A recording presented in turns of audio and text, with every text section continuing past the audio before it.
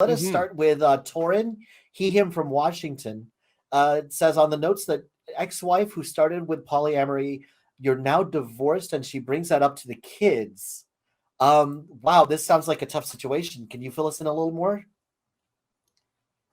Okay, so nerves hit me. When we were still married, actually, I think before we were even married, we kind of experiment with some threesomes and things like that. And eventually that wound up being how we discovered polyamory and kind of made a go at it. And didn't go well. Some of it was my fault, admittedly, like unlearning a lot of monogamy stuff was tough for me first.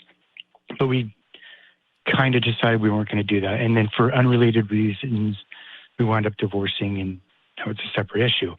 And I decided I was like, there was something to this, and I wanted to, get into it. And I did a lot of self-reflecting and learning and got more into it and decided I can't be monogamous anymore. That's just not me.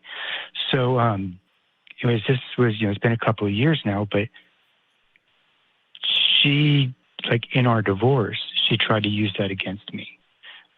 She has tried to make comments either about me to my kids, or when we're talking, and we don't talk a lot, but there's some communication that has to happen. But just little underhanded comments get made, even though like she's married to like one of the guys that she was dating while we were together.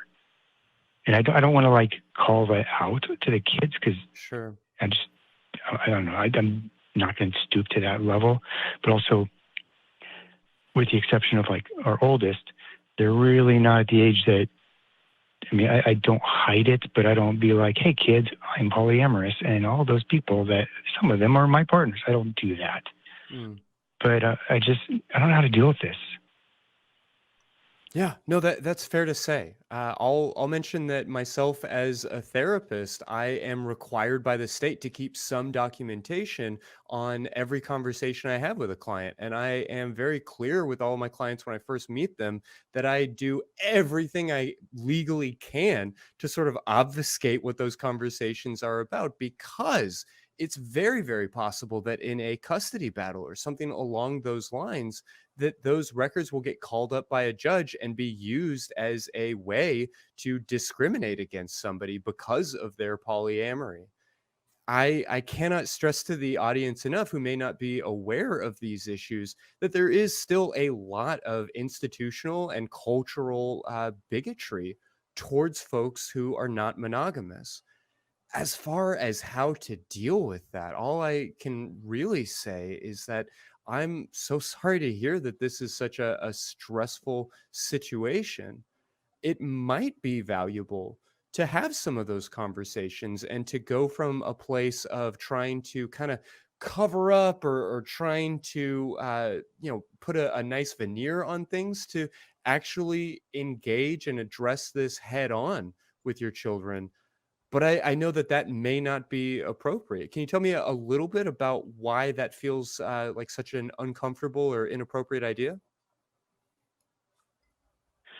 I don't know. Sure. My oldest is 16. She now lives with me, and I have two partners that come over here, and they know, she knows them, and I think she understands it, but I don't know. Well, I'm going to trust your instincts as a parent, and I'm not going to come in as a stranger on the internet and say that you need to sit your daughter down and give her the straight truth. I'm just not going to say that. But I might challenge you to maybe consider that question a little bit, and to wonder if it might be appropriate, if it might be possible in a age-specific way to address some of these issues and to move some of these topics out of the shadows. Is there anything that the two of y'all might add to that? My first thought is that, they're getting a narrative from somewhere, so they're already Sure. hearing something about it. So, the best way for you to get your point and your ideas and your story across is to control at least your part of what they're hearing. Obviously, there's some understanding that something is going on if your ex-wife is able to use this. How much the kids know is, obviously I have no idea, but I do remember an old joke about how a a couple of parents who were poly were going to want to talk to their kids about and talk to their, like you said, 16-year-old, and said, we wanted to talk to you about poly relationships. And the 16-year-old said, well, okay, guys, what do you want to know? So it's surprising how much knowledge and just from being socialized some kids have. And again, like Christy said, you know them better than we do, and we trust that you're going to make the best decisions considering your circumstances. That there's no way we're going to know the whole story, but you do, and we trust that you're going to make the right decision considering the people involved. So basically, maybe consider having a conversation with the kids at their age level, appropriateness, and kind of take the wind from our sails, so to speak. I think there could be some real value in that.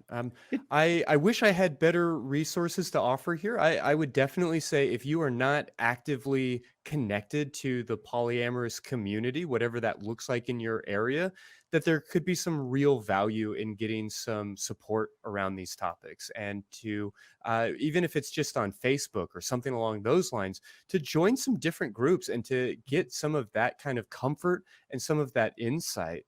Outside of that, maybe the best resource that I can recommend to you is the book The Polyamorous Next Door by Dr. Eli Sheff, that does a really great job of sort of demystifying what life looks like inside of a polyamorous home. And that may just be an opportunity for you to see some different models and some different ways that other families have approached these topics.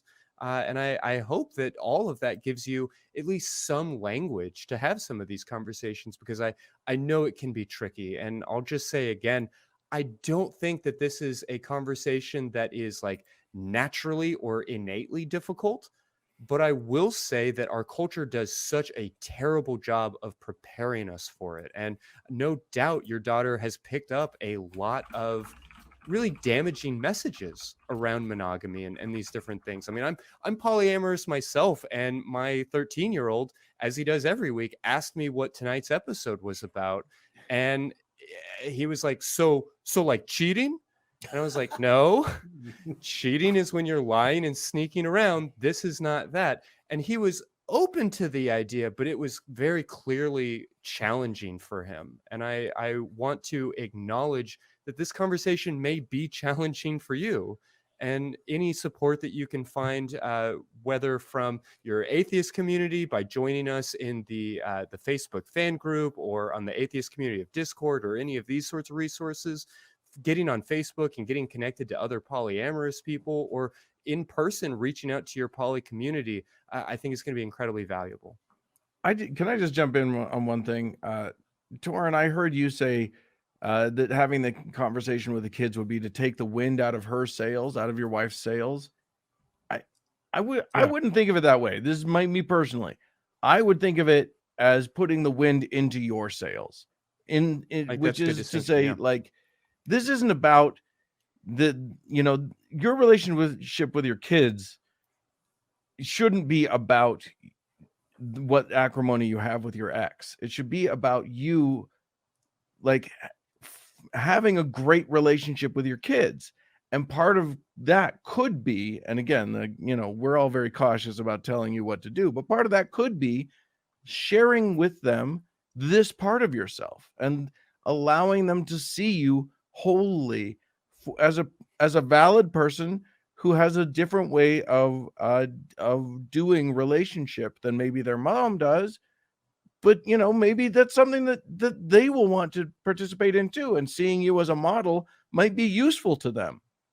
So I think it's more about just giving who you are to your kids and letting them encounter you as you are. Well, Tauren, thank you very much. I'm not a parent. I hope we've given you some good, meaningful insight. I apologize the time is short, but hopefully you got something out of this. Yeah, I appreciate it. I'm actually very involved in my local poly community, but this was a question I just didn't know how to approach, even with people I know. And this topic was perfect, and I don't usually wind up catching you guys live, so I wanted to call in. But go ahead and do it, smart people. Thank you guys so much. Seriously. Thank you very much. Really, and coming up before the show, we're going to give you a couple of other ways to engage with the community in case you haven't found out about those already. So even if you don't catch us on a live call, there are ways to engage with us. Like I lurk the Facebook groups and the Discord quite a bit. So there's going to be ways to keep talking even if you don't catch us live.